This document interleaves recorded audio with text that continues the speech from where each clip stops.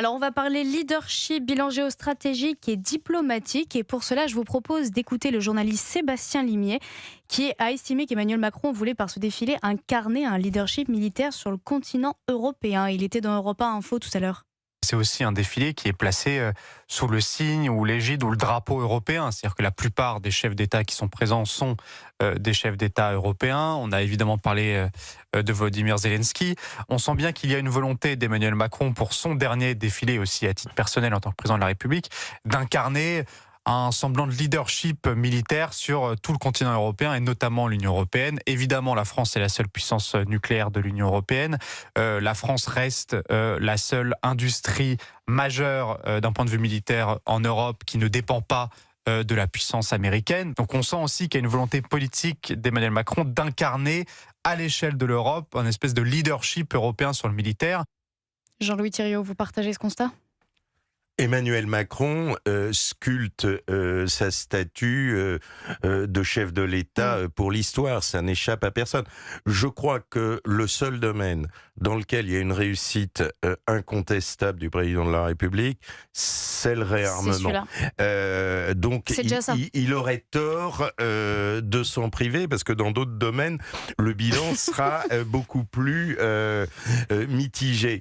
Une fois qu'on a dit ça, si on veut être vraiment sincère, ce qu'il a dit sur l'autonomie stratégique européenne en 2017 ou en 2018, dans le discours de la Sorbonne, à l'époque tout le monde ricanait, nos alliés européens en particulier, ils ne juraient que par le temps.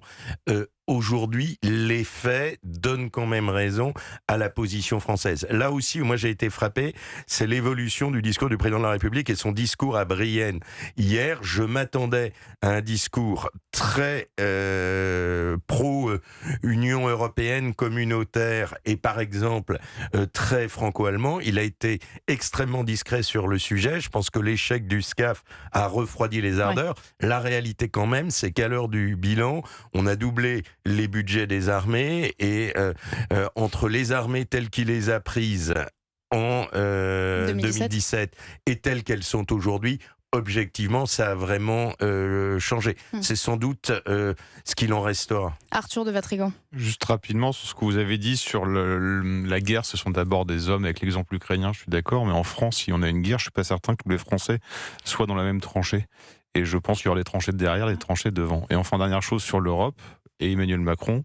Étant donné que nous sommes les seuls à avoir le nucléaire, je ne comprends pas comment on ne puisse pas faire encore plus de rapports de force avec nos amis allemands qui n'ont jamais cessé que nous trahir et tous les autres. Alors, sur la tranchée, je vous aurais dit la même chose si je n'avais pas été instruit par l'exemple ukrainien. En 2014, j'étais allé en Ukraine avant la Crimée, j'étais pas encore élu, et vous m'auriez demandé, est-ce que vous croyez en une identité nationale ukrainienne ou une volonté de vous défendre ? Honnêtement, je vous aurais dit, ça me paraît pas évident. Aujourd'hui, on voit qu'un pays entier s'est mobilisé. Je suis absolument convaincu que si la France est menacée, la grande majorité des Français sera là. Et vous savez, quand vous allez dans les régiments, j'y vais très souvent, vous avez vraiment des jeunes qui viennent de toutes les origines, de toutes les religions, qui sont là derrière le drapeau. Je crois que paradoxalement, c'est un accélérateur d'unité nationale. Alors qu'on puisse avoir la cinquième colonne, on l'a eu aussi en 1939 et on a toujours des cinquièmes colonnes. Moi, ça ne m'inquiète pas trop. Sur votre question, le nucléaire multiplicateur de puissance, oui, je le crois, et on devrait l'utiliser bien davantage. Jean-Louis Thiriot, très rapidement, il nous reste moins d'une minute. Une question sur les incendies. Vous êtes le député de la 3e circonscription de Seine-et-Marne. Vous êtes juste à côté de Fontainebleau à l'est. Comment vos administrés s'organisent ? Quelle est leur réaction ? Comment ça se passe dans votre circonscription ? D'abord, ils sont tétanisés. On a perdu 10% du massif forestier de Fontainebleau. C'est une tragédie sans nom. Moi, je crois surtout il y a un énorme soutien à nos pompiers. Je veux aussi dire un immense merci à nos agriculteurs. On les oublie trop souvent. On les insulte trop souvent. Aujourd'hui, ce sont nos agriculteurs avec des déchaumeuses qui nettoient les champs, évitent que les feux se propagent, qui utilisent leurs tonnes pour amener de l'eau aux pompiers. Et donc, je crois qu'il y a, il y a une vraie unité, une vraie solidarité et une grande tristesse.